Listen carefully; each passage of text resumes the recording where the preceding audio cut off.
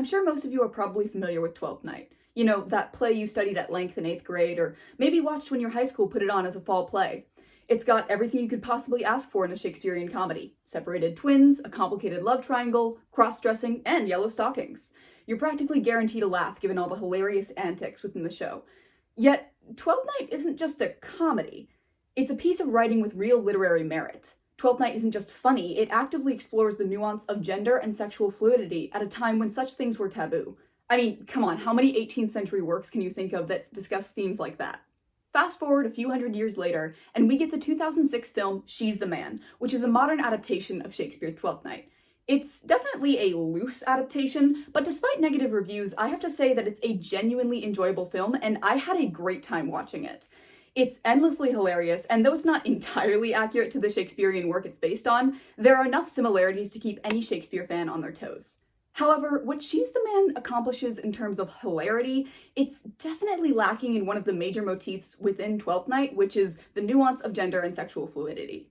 In fact, one of the most notable aspects about She's the Man is the irony that the film somehow criticizes the archaic nature of the traditional gender binary and superficial heteronormativity, while also simultaneously heavily enforcing these values throughout the entire film. You might be asking, Dale, how does that even happen?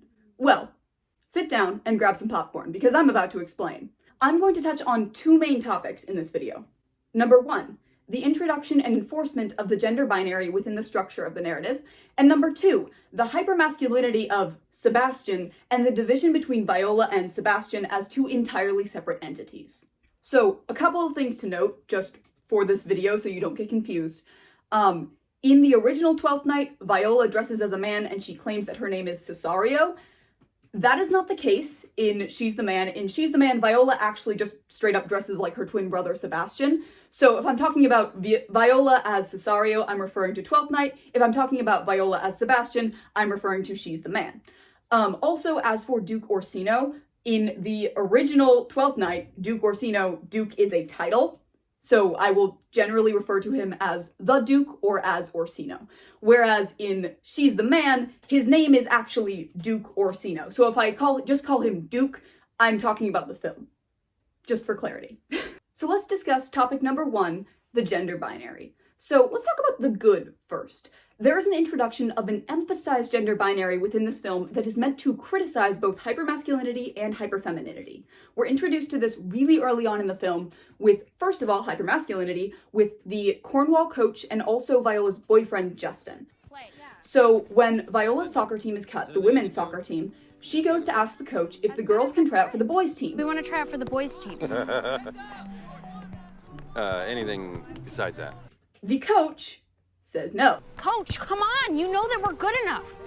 I, don't know that that's a thing that I know. What?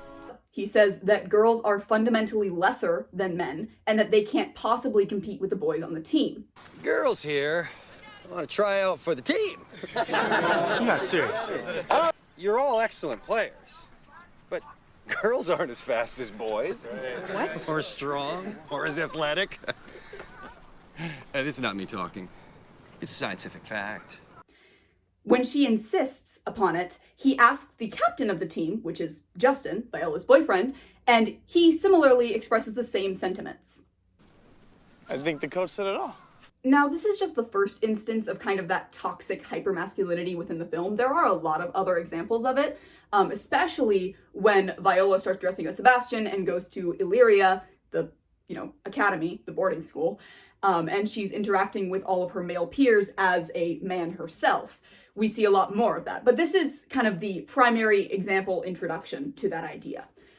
Now, as for hyperfemininity within the film, that's where Viola's mother comes in. So Viola's mother is the representation of hyperfemininity in her dismissal of Viola's interest in soccer and her focus on beauty and being ladylike.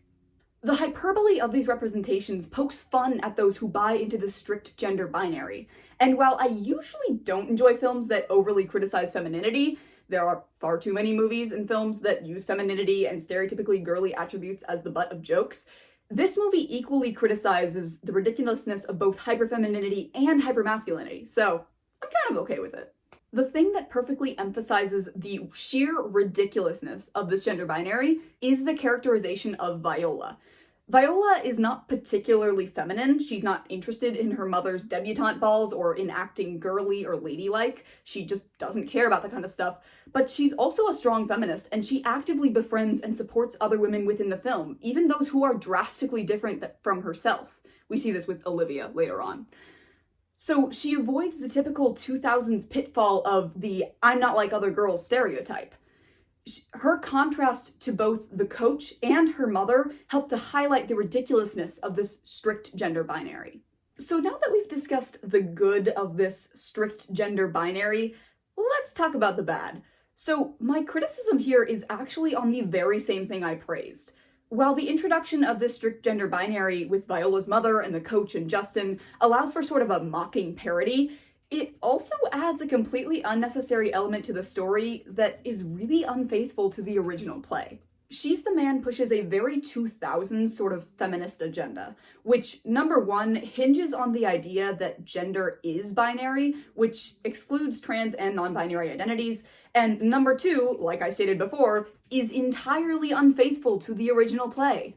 Within Twelfth Night, there isn't much of an emphasis on the gender binary. Sure, Viola dresses as a man out of necessity because being a lost single young woman on an unfamiliar shore is a dangerous thing during the period in which Twelfth Night is written, but other than this instance in the very beginning, there aren't really any outside forces dictating hyperfemininity or hypermasculinity, allowing for more fluidity in Viola's gender identity. As Viola, she doesn't have to be overly feminine, and as Cesario, she doesn't have to be overly masculine. Because there isn't as much of an emphasis on gender binary, Shakespeare depicts his characters as people rather than men versus women, which arguably does more to push a feminist agenda than She's the Man does. Additionally, in Twelfth Night, when Viola reveals herself to be a woman at the very end of the play, the only real proof she provides is her word, which illustrates that gender identity is defined by the individual and not necessarily physical attributes. Whereas in She's the Man, Viola is forced to prove that she is a woman by literally flashing the entire soccer team. Merciful Jesus. Which, while funny, Is it just me, or does this soccer game have more nudity than most? is definitely a step backwards in terms of gender progressiveness compared to the original play. So let's move on to topic number 2, which is the hypermasculinity of Sebastian and the division between Viola and Sebastian as entirely separate entities. So let's start with the good. Number 1, it's really funny. I'm not gonna lie. It's really, really funny to see Viola act like Sebastian. Amanda Bynes does such a great job portraying this character, and it adds so much hilarity to the entire movie. And number 2, it serves as a way to further criticize the gender binary and also criticize hyper-heteronormativity. Viola as Sebastian adopts this kind of inconsistent, almost Alabamian accent in order to act like a man. Who's your daddy? And she also uses extremely weird nicknames for people. Guy man. This just goes to show how Viola, and women's in general, perception of men is just as skewed as the men's view of women. Another great thing about this is the fact that Viola as Sebastian objectifies women in order to kind of prove that she's a man. Which one would you rather see naked? And as she continually does this, Duke actually calls her out eventually and says that a relationship with a woman should be about more than just physical things, which is a really great criticism of kind of the hyper-heteronormativity that depends on men treating women as objects. So now that we've discussed the good of this kind of hyper-masculinization of Sebastian and the division between Viola and Sebastian as separate entities, let's talk about the bad, because there's a lot of bad. So the main issue here is that this depiction interferes with the fluidity of Viola's gender identity and also with the development of Viola and Orsino's relationship. So in the original play, Viola doesn't actually act that different when she's pretending to be Cesario. She acts like herself, just, well, also cross-dressing.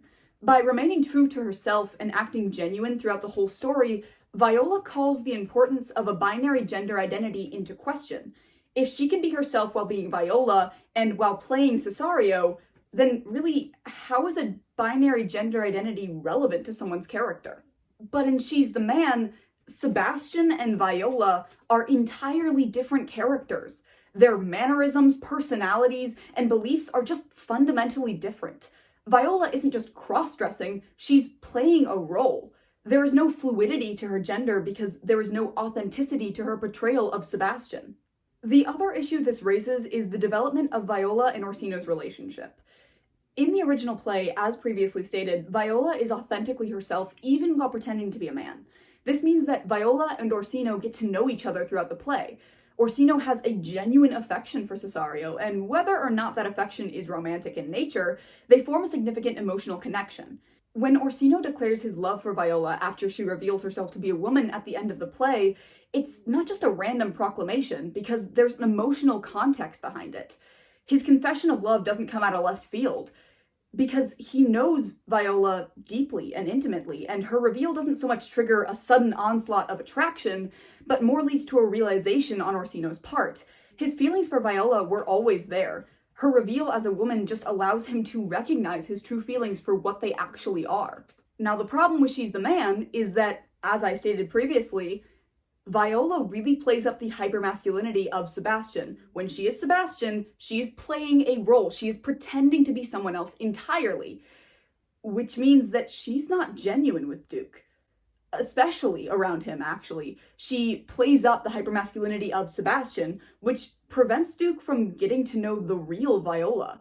The friendship they build is built on deception and lies, rather than a mutual, authentic connection. Viola falls for Duke because she gets to know the real him, but he never sees the real her. Then, the movie further messes up by introducing Viola as an entirely separate character. Unlike in Twelfth Night, where Viola acts as Cesario for essentially the entire show, in She's the Man, there are several scenes where Viola appears as a separate character.